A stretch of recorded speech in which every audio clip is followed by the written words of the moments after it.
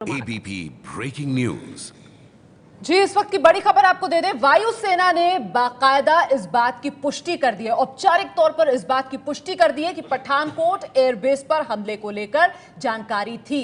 जो खबर हम लगातार आपको बता रहे हैं कि खुफिया सूचना, स्पेसिफिक इनपुट था बाकायदा इस हमले को लेकर। अब वायुसेना की तरफ से औपचारिक तौर पर इस बात की पुष्टि कर दी गई है। नीरज राजपूत, एबीपी न्यूज संवाददाता, इस वक्त हमारे साथ मौजूद है।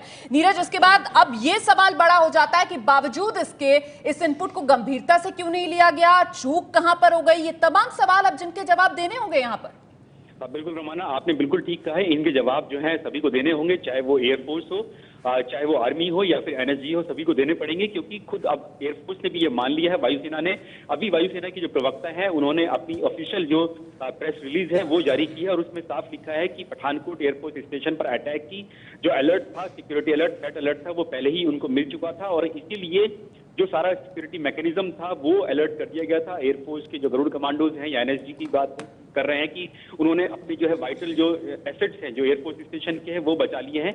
लेकिन जो 3 लोग जो शहीद हुए हैं, चाहे वो एक खुद गरुड़ कमांडो हो या 2 डीएससी के जवान हो, वो मारे गए हैं। हालांकि हमने ये खबर बहुत पहले बता दी थी कि ये थ्रेट जो था बहुत पहले था, लेकिन अब एयरफोर्स ने इस बात की पुख्ता जो है कंफर्मेशन दे दी है कि इस तरह का सिक्योरिटी अलर्ट कल से ही था, कल शाम से ही, कल देर शाम से था। बहुत बहुत शुक्रिया नीरज राजपूत इस तमाम जानकारी के लिए। तो कल शाम से ही इस बात की जानकारी थी, खुफिया अलर्ट था, पठानकोट एयरबेस पर हमले की जानकारी को लेकर वायुसेना की तरफ से बाकायदा औपचारिक तौर पर इस बात की जानकारी दी गई और इसी वजह से सवाल ज्यादा अहम ये हो जाता है क्योंकि अभी तक जितने अलर्ट्स होते थे उन्हें लेकर सबसे बड़ा सवाल ये होता था कि देखिए जी, स्पेसिफिक नहीं है। अब ये तो स्पेसिफिक अलर्ट था, बावजूद इसके ये चूक।